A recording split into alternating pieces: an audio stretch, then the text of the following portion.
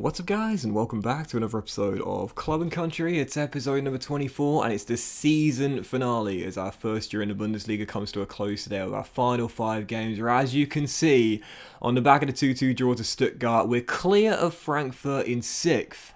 But we've dropped 1 point behind RB Leipzig, with leapfrogged us and gone into 4th. So with 5 games to go, destiny in Leipzig's hands.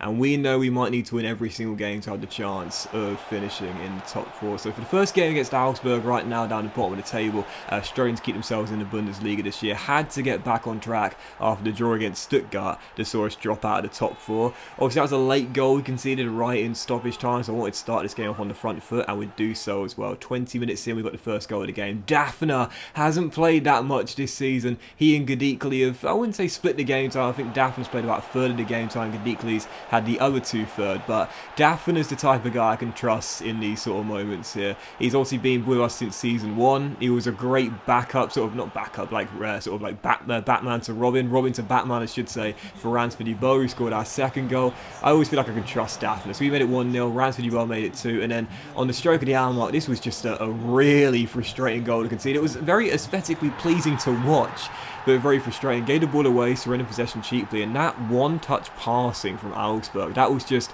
I mean, that was AI in ultimate. Look at this. Look at this. This is brilliant. This is a lovely goal to concede. Looked really, really nice, but still quite frustrating. So 2-1, the hosts back in the game, half in deficit, but with 26 minutes to go, practically straight from kickoff. This is why I started Daphne. I've mentioned this a few times now.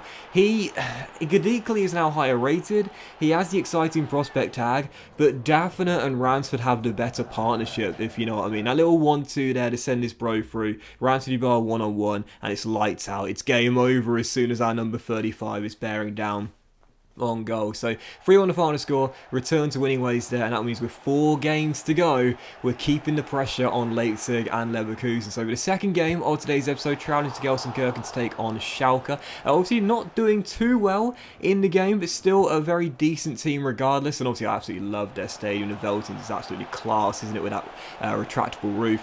First half, Sasha Hubman made an amazing save to keep it 0-0, and Schalke's goalkeeper himself made a brilliant stop with 20 minutes to go in the game. For the goalkeepers in this one, as it was still deadlocked at 0-0. With 10 minutes to go, still tied, looking to find out who would score the first goal of the game. It would be Schalke, getting themselves in front with 10 minutes to go, and I was thinking, my goodness gracious me, we cannot afford a loss with just 4 games to go. That will surely end any hope of us finishing in the top 4 due to how tight it is right now and several teams going for those final 2 CL spots. So Schalke in front, it's stoppage time. They almost made it 2 from a corner, and from the goal kick I just launched it forward with Sasha, as I didn't have enough time to play it forward with simple ground passes. And sometimes you need a bit of luck, sometimes you got to play dirty, and for this goal here, deep into stoppage time, we did both. Yes, deep into stoppage time, well past the allocated 1 added minute, launched the goal kick through with Sasha, Ransford flicks it on, and Gadikli, the ball just ricochets off his boot, off the defender who makes the challenge, right back into his path. And I'm sorry, but I had to do the sweaty cutback across the face of goal. Such a fortunate goal, such a lucky bounce. A little bit cheap, but you know what? I needed it. I needed it because that point there, as you can see, puts us back in the top 4. We overtake Leverkusen by 3 goals. 3 goals clear of Leverkusen in 5th. We're behind RB Leipzig by a point as well in 3rd place right now. So we're back in the top 4. But the race is so tight, man. It is so tight. It does seem as though it's probably going to be Leipzig, us and Leverkusen battling for those 2 spots, those 2 final spots for the challenging places. As we know, Bayern Munich have won the title already, and Hertha Berlin is certain to finish 2nd. So it's us, it's Leipzig and Leverkusen. 3 teams going for 2 spots. Someone's going to miss out. And so for the first game, for the final game of April, taking on RB Leipzig here at Dresden, I thought in this game here, if we can get ourselves a win, I'd probably take a point to keep us neck and neck with Leipzig. But if we can get a win, we'll overtake them in the table and really put the pressure on them and know that destiny is in our own hands with 2 games to go. So we took the lead early through Ransford Yeboah, started off on the front foot, and then with 15 minutes to go, a 1-2 between Ransford Yeboah and Marvin Schaefer, who scored the 2nd goal of the game to make it 2-0. And I was going absolutely mental at this point. Schaefer can't finish.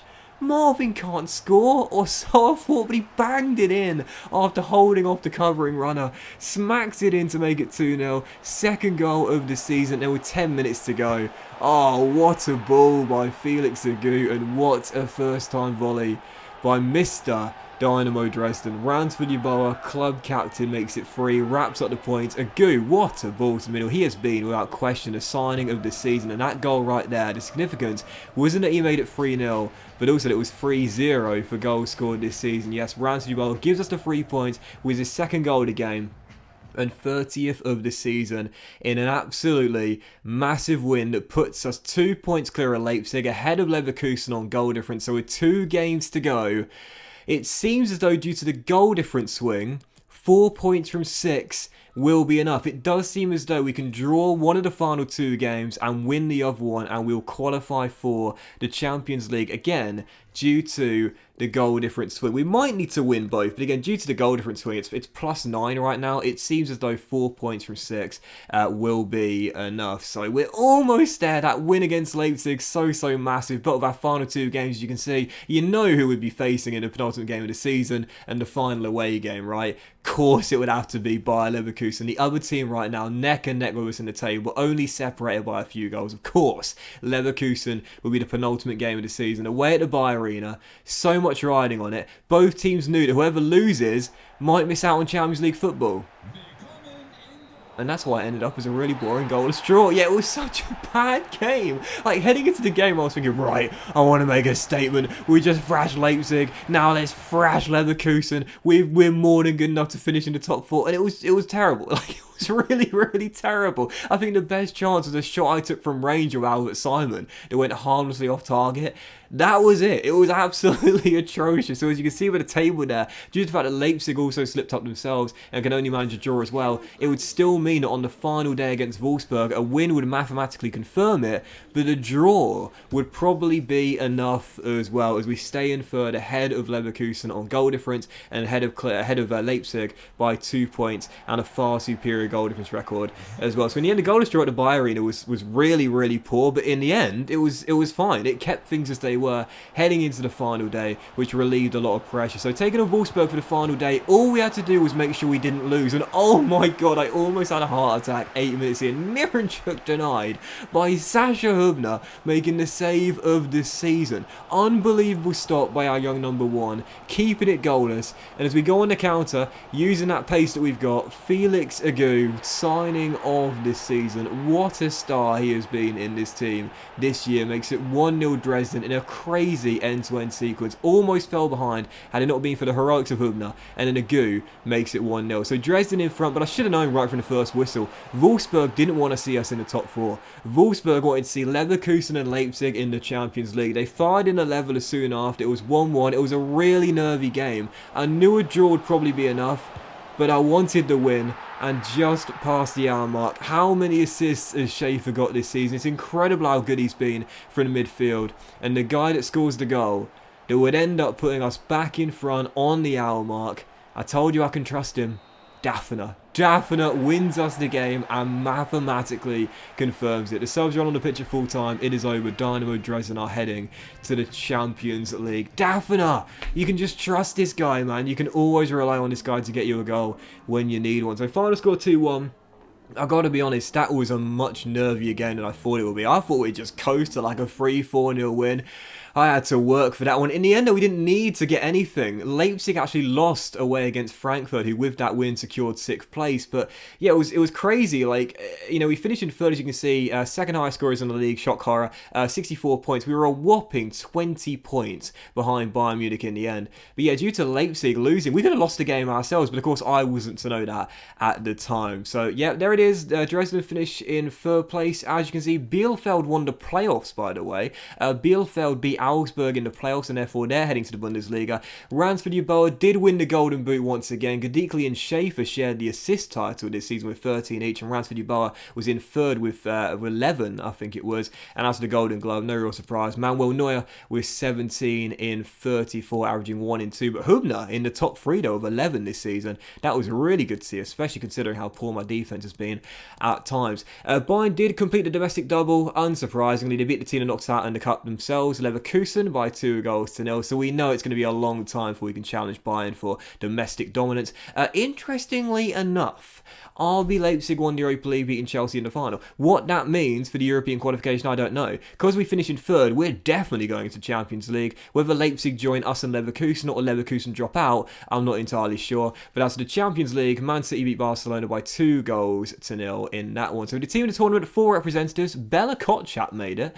Schaefer got in there. That was brilliant to see, as did Ransford Yeboah. And I think someone else as well. It might be 3 actually. Yeboah did indeed win the Golden Boot though, and he also won Player of the Tournament as well. You love to see it. Ransford Yeboah, definitely one of the best players in Europe right now based on goal to game ratio and progression as well.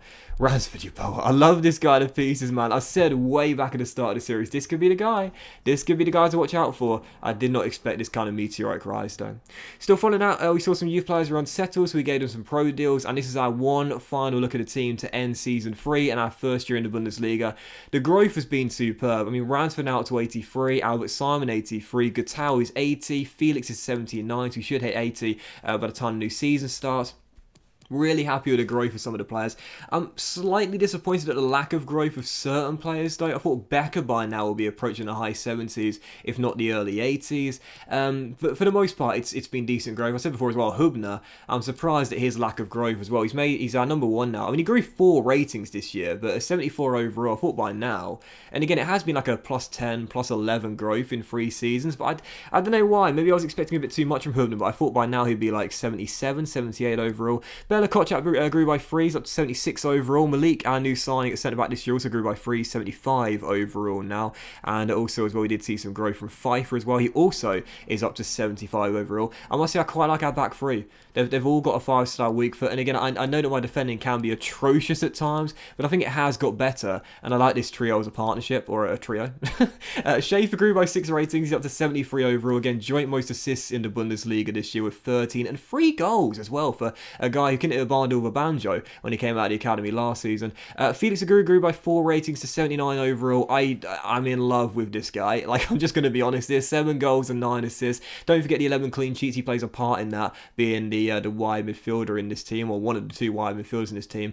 I love the guy to pieces. His stats are just so glorious to look at. Simon this season, I'll be honest, it was quite disappointing. Only 6 goals and 6 assists all season long, but he did grow 6 ratings, so clearly didn't stunt his growth this year. Gutau was one of the unlikely emerging heroes this year. They're up by 6 ratings to 80 overall, and again, 9 goals this season for Julian Gutau. I love those players that sort of come out of nowhere to establish themselves as one of the star players in the team. Julian Gutau has definitely done that. I really like him a lot. And as we get through to the top 2 as well up top, Daphne, as you can see, didn't play as much as Gadikli, but had about the same sort of production in terms of goals. I think they both got 4 goals each, but Gadikli had a lot more assists, joint most amount in the Bundesliga alongside Schaefer, and of course the star, Ransford Yeboah, up 6 ratings to 83 overall, 30 goals in 34 games. Don't forget those 11 assists. This guy's stats are absolutely unbelievable, and no doubt I made the right choice making him captain, as he's led us in to the Champions League for season 4. But that will end today's episode and the season finale of Club and Country, guys. So big thank you for watching. Hope you have enjoyed it,